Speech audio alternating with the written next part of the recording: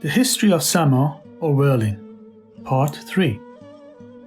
The topic of dance within Persian culture is often discussed or described using the metaphor of swaying branches of a tree in the wind. So when the tree and its branches are moving in tandem and are twisting in the wind, this is referred to as a dance of sanubar, as this refers to the movement or the dance of a tree and its branches due to an invisible energy of the wind. There are many Persian poems dedicated to this dance. This dance is a stationary dance, as the movement of the tree is restricted to its branches or the sideway movement of the tree itself. Yet in the context of dancing to music, the dancer's movement is coordinated movement of the dancer's head, shoulders, limbs, and body according to the sensation that is running through the dancer. In Sufi poems or teachings, the use of the phrase dance is common, but in relation to a whirling or sama, where the person's whirling is synchronized with the music that the seeker is exposed to. Sufi masters like Hafiz in their poems describe the rites of sama. Rumi in his poem also describes the Khorasani sama, where one hand of the whirler is pointing to the sky and is receiving the divine wine of intoxication, while the other hand is holding onto the hair of the beloved. In sama, the whirling has a center that all whirlers rotate around, and this center belongs to the spirit or the soul of the owner of the center.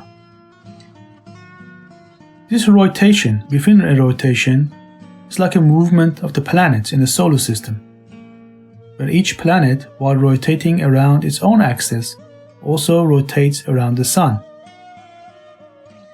That is why the whirler is like a conduit that connects the heaven to earth, where his right hand is pointing to the heavens and his left hand is pointing to the ground. Dance in a non-spiritual context usually refers to a joyous or happy event. But in the context of sama, whirling has nothing to do with joy or sadness. But it is one of the steps in the path of spiritual evolution of the soul and body, with its own principles. So it is not like someone simply enters the sama gathering and then starts to whirl, as there are two important steps to the sama. The first step is sitting in muraqabah or in meditation. In this process, the student of path of substantial evolution of body and soul may sit in meditation for a while in order to reach a state of deep meditation. Yet, when the meditation is over, because the seeker has been sitting in one position for a while, the energy of the seeker's astral body and other energy centers will also have become stationary. That is why this meditation is followed by sama, in order to re-energize the astral body and the energy centers of the seeker under the guidance of the teacher.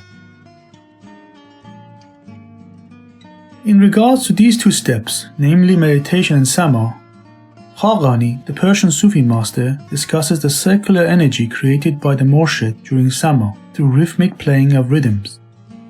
As the person who conducts the sama ceremony with his or her music is not referred to as a mutrib or a musician, but a murshid instead, as he or she is the conductor of the ceremony, and through rhythmic playing controls the speed of the whirling and the energy that the whirler's astral body is exposed to, as it's the rotation of the seeker's astral body that finally makes the seeker whirl. So the murshid has a critical role in the sama ceremony, as he or she is also responsible for the spiritual development of the seeker. The seeker who starts to whirl under this energy is no longer in control of his or her own whirling, as the seeker is filled with intoxicating energy and simply whirls according to the energy of the rhythmic playing of the murshid.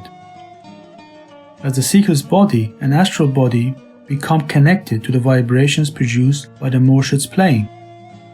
Thus, sama or whirling is one of the two essential steps in the path of spiritual evolution of body and soul, and the other being muraqabah or meditation.